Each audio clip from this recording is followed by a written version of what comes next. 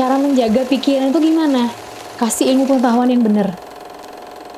Karena luka kita masa lalu, bully-bullyan yang pernah ada di masa lalu, inilah yang akan membuat kita benar-benar lost control. Sekarang teman-teman dihujat. Ketika di saat itu teman-teman jawab, yang keluar itu adalah isi luka ini. Maka kita akan nyerang.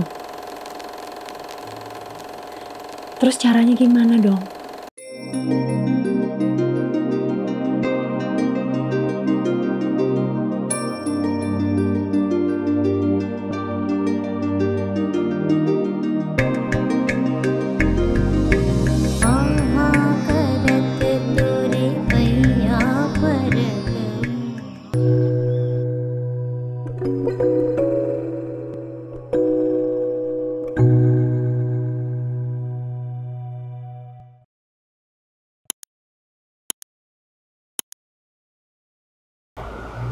Ngomong-ngomong tentang karma, karma itu sifatnya adalah selalu mengikat sampai clear, sampai deal-dealan dan nggak ada perasaan lagi. Jadi kalau dibilang karma itu adalah hutang, yes. Kalau teman-teman minjem uang, yang dibalikin apa? Uang. Kalau minjem barang, yang dibalikin barang. Sedangkan karma itu hutangnya adalah rasa. Rasa benci. Itu akan dibalikin lagi agar semua terurai menjadi ulas asih. Agar semua menjadi cinta yang tak bersyarat. Kebayang nggak sama orang yang sedang kita benci sekarang? Gimana caranya agar dalam hati kita tuh bisa mendoakan dia baik? Bisa mendoakan dia menjadi pokoknya versi terbaik. Itu hanya bisa dimiliki oleh hati yang penuh ulas asih. Makanya, cara terbaik lepas dari karma masa lalu ataupun karma drama masa depan adalah miliki hati yang penuh ulas asih. Prinsip ini saya jalankan dari SMP, teman-teman. Karena saya capek hidup susah. Jadi, saya neliti nih, kok rumit banget ya? Susah gitu. Kemudian, oh ya, ternyata yang membuat susah itu adalah ketika saya komplain. Akhirnya waktu itu saya belajar. Nemulah satu formula yang namanya no complaint day. Saya lakukan itu 1 minggu, teman-teman. Karena saking capeknya kalau saya komplain tuh drain gitu loh. Energinya capek. Akhirnya berubah. No complaint day itu artinya apapun kondisi yang terjadi hari ini, saya berusaha melihat sisi baiknya apa, pembelajarannya apa. Jadi ketika mau komplain tentang itu, pikiran tuh udah terus semakin terlatih untuk melihat sisi baiknya dari itu gitu. Dan akhirnya dari situ saya menemukan kemudahan. Wah, kayak gini lebih enak. Nah, kemudian saya menemukan ada beberapa cara untuk bisa scale up.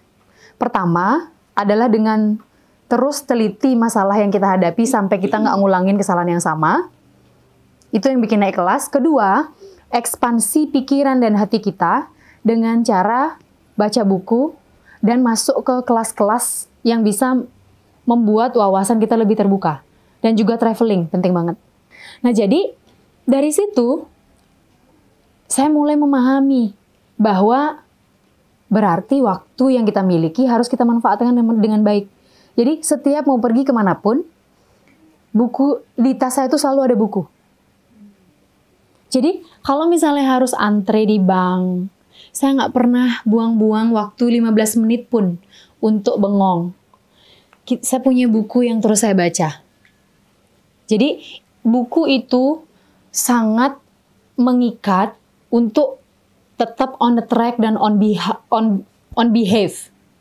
Jadi kadang-kadang kita kan berupaya untuk lebih baik, tapi kalau udah mengalami situasi sulit, trauma yang di sini naik lagi. Kalau megang buku atau megang pegangan tertentu sebagai guidance, itu kita tetap berusaha on behave. Behave kita tetap terjaga. Kesadaran kita akan tetap terjaga. Karena terus bertumbuh. Jadinya nggak liar. Karena semua yang ada di sini adalah luka-luka masa lalu itu yang harus kita acknowledge, Dan harus kita terus kasih ilmu pengetahuan dan kesadaran.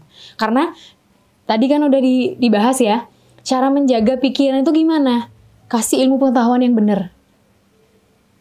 Agar dia tuh tidak menerka-nerka ataupun bahkan hanya menggunakan isu-isu yang ada di sini. Karena luka kita masa lalu, bully-bullyan yang pernah ada di masa lalu, inilah yang akan membuat kita benar-benar lost control.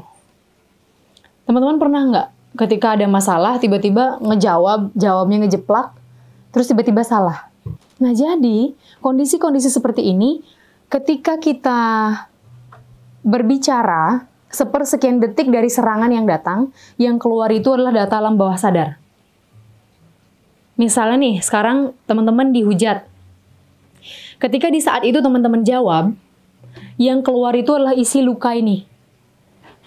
Maka kita akan nyerang. Terus caranya gimana dong? Caranya adalah tunda respon. Jadi di saat harus biasanya tuh nyerang, kita tarik diri, rasakan nafas. Kalau bisa, ngitung. Dari 1000 sampai 1 hitung mundur.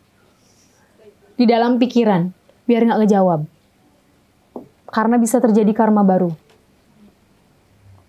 Nah, kalau Aji biasanya beliau punya 2 rumus. Satu namanya ilmu bumi. Ilmu bumi itu artinya diam. Jangan mikir, jangan menelaah apa yang disampaikan. Diam aja. Kalau udah nggak kuat, coba minum air. Kalau udah rasanya nggak kuat, baru ilmu angin. Pergi dari situ. Kalau udah rasanya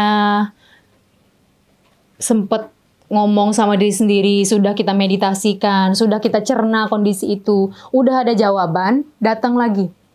Beresin dengan baik. Sampai selesai. Kenapa harus menunggu? Karena mengizinkan si pikiran sadar untuk mengambil alih. Karena yang merah ini, garis merah ini adalah pembatas antara pikiran sadar dengan pikiran pikiran bawah sadar yang namanya critical factor. Ketika teman-teman bisa memberikan jeda terhadap sebuah masalah tertentu, mengizinkan si pikiran sadar ini benar-benar bisa membantu menganalisa apa yang ada di alam bawah sadar.